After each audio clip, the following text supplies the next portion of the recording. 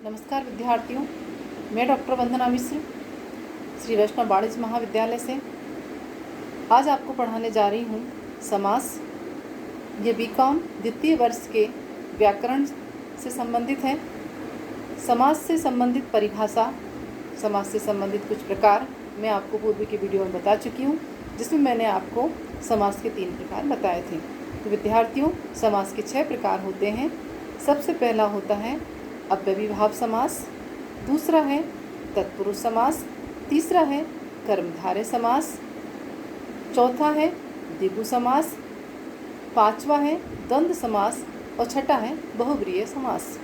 विद्यार्थियों, इसमें से मैं पूर्व के 3 कर्मधारय, अव्ययीभाव और तत्पुरुष मैं आपको पढ़ा चुकी हूँ। आज मैं आपको पढ़ाने जा रही हूँ अन्य 3 समास, जिसका नाम है द्विगु समास, द्वंद्व समास और बहुव्रीहि समास। तो विद्यार्थियों, सबसे पहले हम देखेंगे द्विगु समास। द्विगु समास जिसका पहला पद संख्यावाचक होता है उसे हम द्विगु समास कहते हैं। मतलब जिसमें संख्या जैसा हमें अनुमान होता है या संख्या जिसके शब्द जो पहले होते हैं वो हमें शब्द संख्या जैसे दिखाई देते हैं, उसे हम द्विगु समास कहते हैं। मतलब जिस समास का पूर्व पद संख्यावाचक हो उसे हम द्विगु समास कहते हैं। जैसे उदाहरण है नवग्रह, इसमें 9 की अनुभूति आपको हो रही है कि 9 ग्रह, चौराहा, त्रिमूर्ति, पंचवटी, त्रिलोक। इस तरह से जैसे आप कोई संख्या बोल रहे हो, इस तरह का जब हमको लगता है कि हम कोई संख्यावाची शब्दों का उपयोग कर रहे हैं, तो ऐसे समास को हम द्विगु समास कहते हैं। इसकी पहचान ही होती है कि इसके जो शब्दों की शुरुआत होती है वो हमेशा संख्या जैसी होती है। तो इसके उदाहरण हमने देखे नवग्रह, चौराहा, त्रिमूर्ति, त्रिलोक और पंचवटी, ये भी हो सकता है। इस तरह से ये समास के द्विगु समास के उदाहरण थे। अब हम आपको देखेंगे द्वंद्व समास। तो विद्यार्थियों, जिस समास के दोनों पद प्रधान होते हैं और जिसमें हम और, अथवा, या, एवं लगाकर शब्दों को बनाते हैं या समास का विग्रह करते हैं, ऐसे समास को हम द्वंद्व समास कहते हैं। मतलब जिसमें दोनों पद प्रधान हो, पहला पूर्व पद भी और उत्तर पद भी। इसमें एक योजक चिन्ह होता है, इसकी पहचान होती है। जैसे माता पिता, तो बीच में एक योजक चिन्ह होता है, लाइन होती है एक छोटी सी।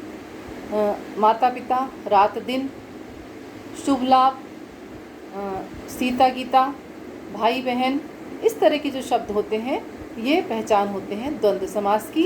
जब माता पिता अगर आपको आया है तो आप इसका समास विग्रह कहेंगे माता और पिता। रात दिन तो आप लिखेंगे रात और दिन। सुबह शाम तो आप लिखेंगे सुबह और शाम। सीता गीता तो आप लिखेंगे सीता और गीता। राम और श्याम। इस तरह के जो शब्द हैं जिसमें और, एवं, तथा, अथवा शब्दों का प्रयोग करते हुए जो शब्द बनाए जाते हैं उसे हम द्वंद्व समास कहते हैं। तो विद्यार्थियों, हमने देखा द्वंद्व समास जिसका पूर्व पद भी प्रधान हो और उत्तर पद भी प्रधान होता है, उसे हम द्वंद्व समास कहते हैं। अब तीसरा आपका आता है बहुव्रीहि समास। वह समास जिसका समास का कोई भी पद प्रधान ना हो।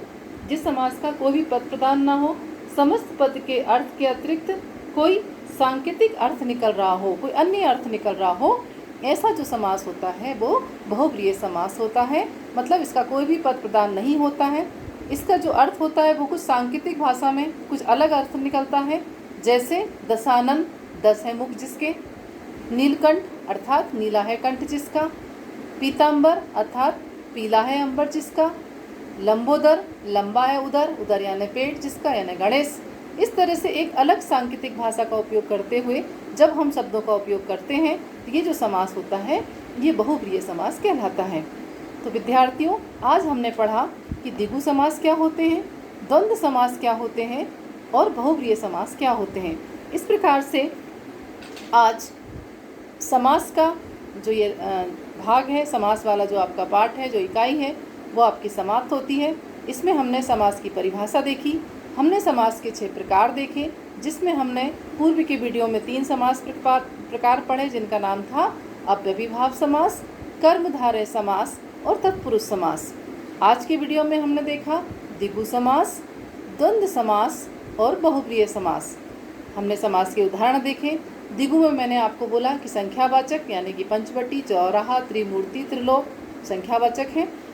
द्वंद्व में आपको किसी भी शब्द का और लगा हो, एवं लगा हो, तथा लगा हो, तो ऐसे समास की जो पहचान होती है वो होते हैं द्वंद्व समास। माता पिता, लोटा डोरी, रात दिन, भाई बहन, सीता गीता, ये सब समास आपके द्वंद्व में आते हैं।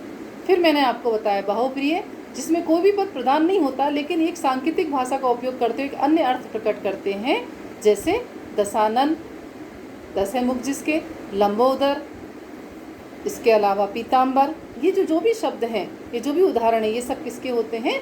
बहुब्रीहि समास के होते हैं। तो विद्यार्थियों, आज हमने समास का अध्ययन करा। अगले वीडियो में आप अगली इकाई से संबंधित वीडियो आएगा, जिसको आप ध्यानपूर्वक देखें। आपसे एक आग्रह करती हूँ कि जब भी आप वीडियो देखते हैं तो आपके कमेंट्स आप इस बॉक्स में होना चाहिए, जिससे मुझे पता चले कि आपको समझ में आ रहा है कि नहीं आ रहा है। आपकी जो भी और समस्या है वो भी आप मुझे मैसेज में लिख सकते हैं। तो विद्यार्थियों, आप सभी को धन्यवाद।